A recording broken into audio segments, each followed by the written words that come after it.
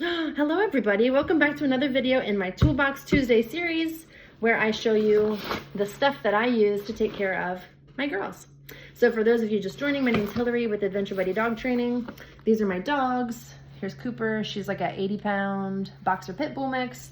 And then this one is called Prudence. She's like a 80-pound like border collie hound mix. And I show you that because you don't really need all this stuff if you're just taking care of like one small dog. This is a lot, but I also do a lot of hiking with them. And I feel like if you're gonna take your dog into the woods, you should have supplies to care for them if, you know, they need first aid or if something happens or if an off-leash dog approaches you, you know what I mean? So, in the first video I showed you my crossbody that I take every single time I leave the house with the girls. This is the backpack that I take whenever we leave the house and we're going like on a hike or something.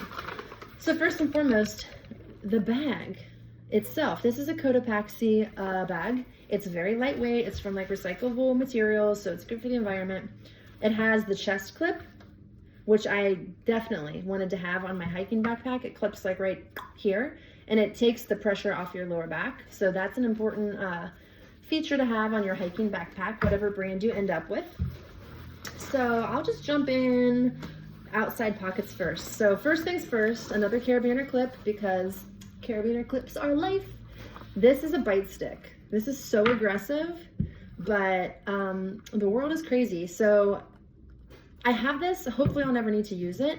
The idea is that if an off-leash dog or if some reason a dog were to be biting one of my dogs, how do you break that up? What do you do? Well, this is a bite stick. So you take this, it's not a knife. I know it looks like a Pocahontas like dagger, but it's rounded, and you take the piece and you put it in the roof of the dog's mouth and like pry it up to get them to unlatch from your dog. So that's a bite stick. I hope I never need to use it, but also if I need it, I would like to know that I have it, which I do. So there's that. What's over here? Oh, these are the girls. I tie-dyed some bandanas for them last year. So I have some extra bandanas in case they're feeling stylish.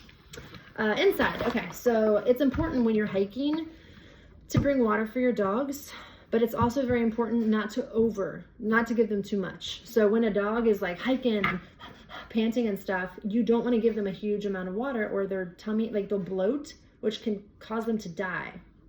So Google that, just look that up on your own. But when I hike with my girls, I bring this one bowl. It's like a collapsible carabiner clip. I don't know, it's a friggin' bowl, I don't know. But they share it. I only give them like little tastes just to keep their their mouth hydrated and stuff. Again, to prevent bloating. So be careful about that. And I like having it on a clip because once it's wet, I don't try to recollapse it and put it back in and make the contents of my bag wet. I'll just put it on the back of my backpack and look like I have a little turtle shell while I'm hiking so it can dry. So that's the water bowl.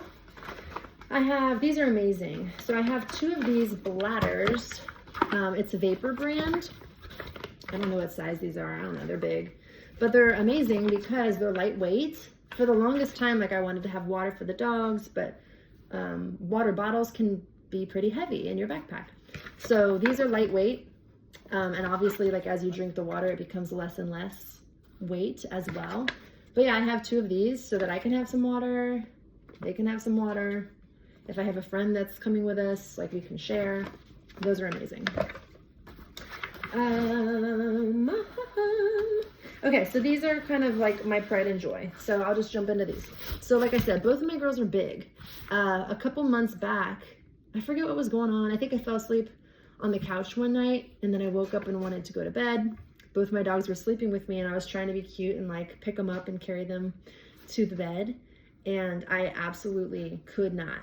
I think I was able to get Cooper up, but Prudence is a little thicker and I could not pick her up. And it got me thinking like if something were to happen on a hike, if she broke an ankle or, you know, whatever, I could not carry her to my car to get her medical attention, and that messed me up.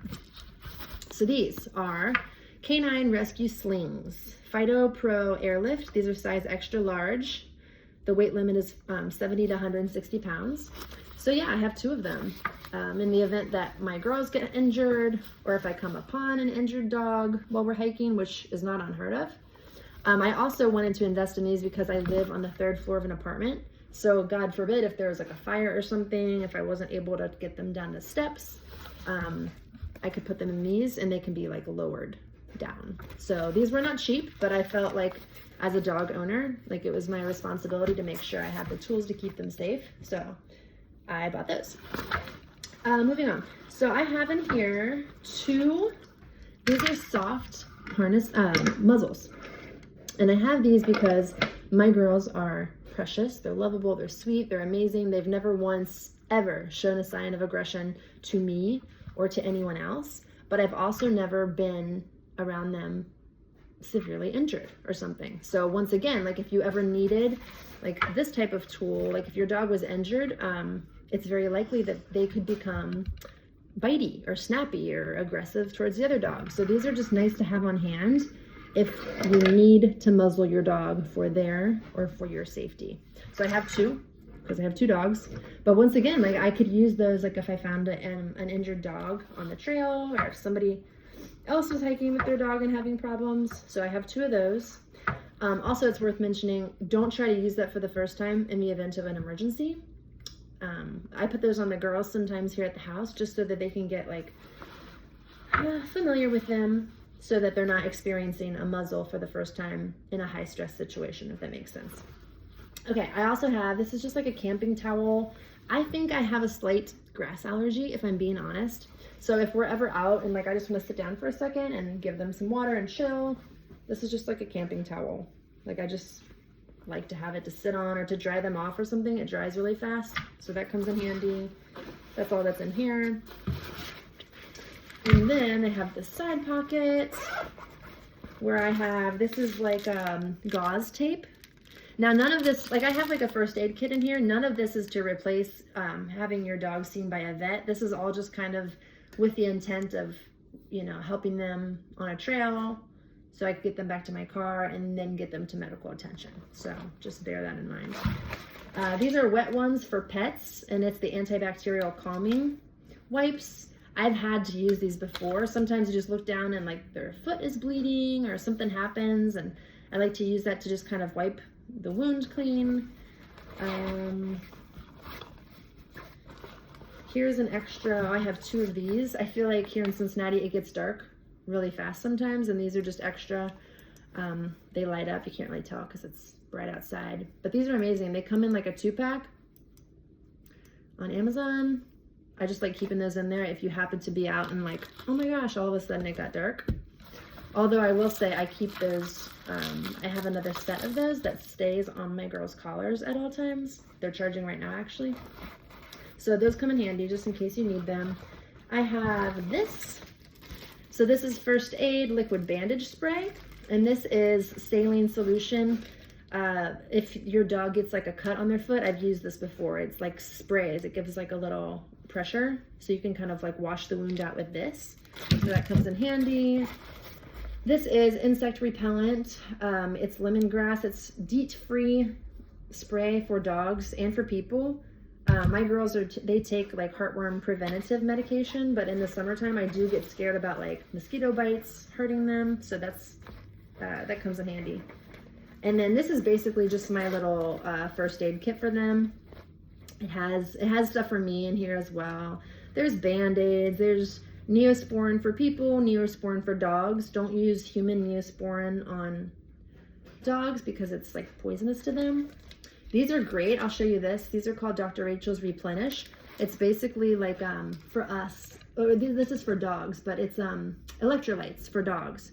So if for some reason you're out on the trail and maybe got a little bit warmer than you were expecting and your dog's acting a little like not feeling great, this is beef flavor electrolytes for dogs. You could put it in their water bowl and help them feel a little better so you can get back to the car.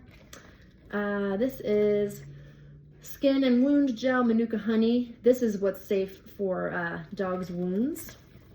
This is Stop the Sting if they were to get stung by something. This is, what is this? Liquid Bandage.